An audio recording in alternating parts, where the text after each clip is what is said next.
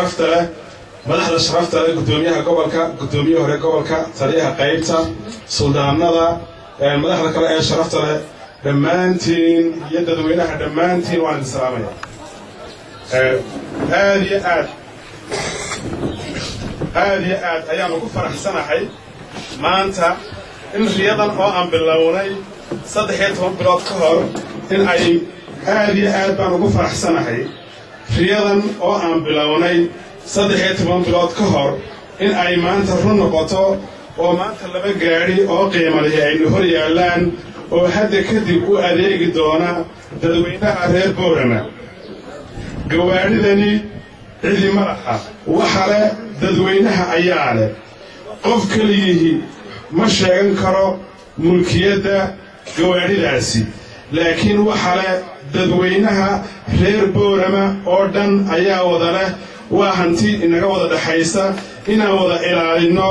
oo aan gaar ka wada hayno oo gawaadhidii waan keenay aan dhowrnoon ilaalinaa waa waajib ina saaran dhammaanteen gudoomiyaha gobolka ilaa ilmaha ugu yaray caawa dhashay waa xilina saaran walaalayaal waa qorax waxaan rabaa inaan kaliya idinla wadaago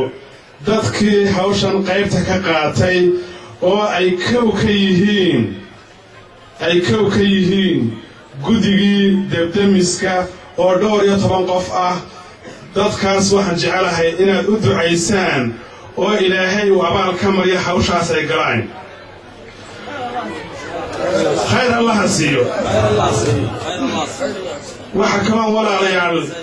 aan jeclaan lahaa dadkii dhaqaale ahaan qayb ka geystayna inaan iyagana aan idin sheego intii carabkaygu gaari karo dadka waxa jira qaar bixiye 500 shilin waad garan kartaan iyo qaar dhowr iyo 10 dollar bixiye baa jira qof walba wixii Ilaahay u dhiibay ayuu bixiyay dad badan oo carabka noogu daceeyo oo nagu taageeray baa jira qaar hal dollar xataa ilaa Hargeysa Soomaaliland oo ka soo diray baa jira dadkaas oo dhan Ilaahay ka abaal mariyo waxa ay la bixeen walaalayaal waxaan halkan dadka bixiye kamid ah فخامة الرئيس دكتور أحمد محمد محمود مدحوينها جمهورية الصوماليلاند ورنتي العكف عنه عاوية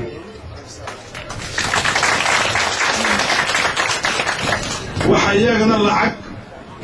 قيمة أوفر بدن نقو عاوية قبلها كسو جيدة gobolladan galbeedka Soomaaliland ee magaalada Toronto ee dalka Canada iyagana waxaan u diranaa hambalyo iyo mahadnaq baan u diranaa walaalayaal waxa kale oo aad ugu ducaynaa dadweynaha gobolladan ka soo jeeda ee reer UK London iyo hareeraheeda degan oo iyagana runtii lacagtii nooligii ugu dambeeyay iyo soo iibintiisii iyo soo bixintiisii oo uu Sheekh Muuse uu hor socday oo noo soo diray oo nooligii soo bixiyo dhowr iyo 10 dollar ah iyagana waxaan u diranaa hambalyo iyo duco waxaan aad iyadana hambalyo ugu diranaa shirkadda Dahabshiil oo shirkad ahaan kuwii lacag ugu badan bixiyay kamid ahayd iyagana duco ayaan u diranaa abaalkana waan u haynaa mulkiilaha hotelka Rice Idris hotelka Rice ee Boorama ku yaala oo isaguna lacag badan nagu caawiyay isagana waan u ducaynaa hambalyo bogaadina waan u diranaa waxa kaloo naan ilaawi karin mulkiilaha hotelka Safari ee Hargeysa mulkiilaha shirkadda sariflaha ee Al-Najaax shirkadda biyaha ee Shaba shirkadda Iftin kaalinta shidaalka ee Wadaadka shirkadda korontada Boorama Power Station iyo shirkadda korontada ee Aloog iyo dad fara badan oo kale ayaan iyagana mahadnaq u diranaa waxaan ugu dambeyn mahadnaq walaalayaal u diranaa gabadha kaliya ee Mareykanka lacag nooga soo dirtay waa qofkii kaliya ee Mareykanka lacag nooga soo diray waxaan leenahay reer Mareykan waa la sugayaa gabadha kaliya lacag nooga soo dirtay waa gabadha la Rooda Xaaji Axmed Miisaan gabadhaana waa lagu duceeyay walaalayaal hawl badan baa inoo harsan lacagaha dadkaasi ay bixiyeen iyo tirada ay bixiyeen waxay keentay labada gaari